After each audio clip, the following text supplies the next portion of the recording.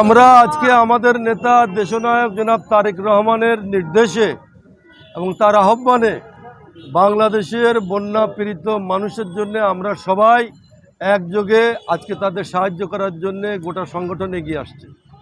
আমরা সবাই তার অংশ হিসাবে আজকে আমরা আমাদের নেতা কর্মীদের সহায়তায় আমরা যতটুকু ত্রাণ সামগ্রী সংগ্রহ করেছি সেটা নিয়ে আমরা আমাদের বিএনপির কেন্দ্রীয় অফিসে আমরা আজকে জমা দিয়ে গেলাম। আমি আজকের এই সময়ে যারা এই কাজে সহযোগিতা করেছেন তাদের প্রত্যেককে আন্তরিক ধন্যবাদ জানাচ্ছি।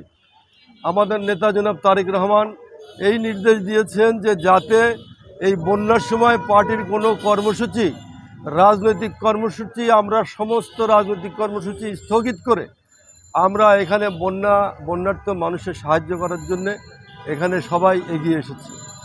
আমি আশা করব যে সারা বাংলাদেশে দলের নেতা কর্মীরা, অঙ্গ সংগঠনের নেতা কর্মীরা এবং সাধারণ যারা সক্ষম মানুষ তারা সকলেই যে যা পারেন তাই দিয়ে আমাদের নেতা জনাব তারেক রহমানের আহ্বানকে তারা সফল করবেন এবং বন্যার্থ মানুষকে তারা সাহায্য সহযোগিতা করবেন। আজকের এই দিনে আমি যারা শহীদ হয়েছেন এই ফ্যাসিবাদ সরকারের উৎখাতের আন্দোলনে তাদের সকলকে স্মরণ করছি এবং বাংলাদেশে নতুন করে গণতন্ত্রের যাত্রা শুরু হবে। অতি শীঘ্রই এই দেশে একটা অবাধ সুষ্ঠু নির্বাচনের মাধ্যমে এইখানে জনগণের শাসন প্রতিষ্ঠা হবে, প্রকৃত গণতন্ত্র প্রতিষ্ঠা হবে, সেই আশাবাদ আমি ব্যক্ত করি। ধন্যবাদ সবাই।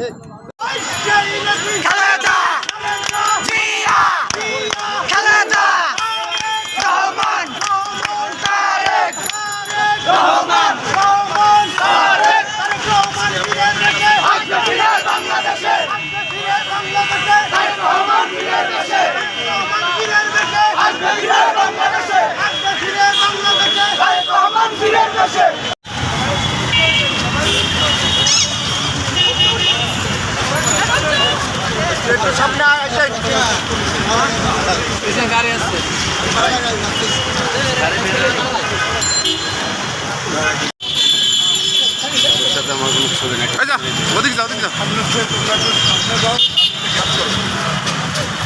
সামনের দিক যান,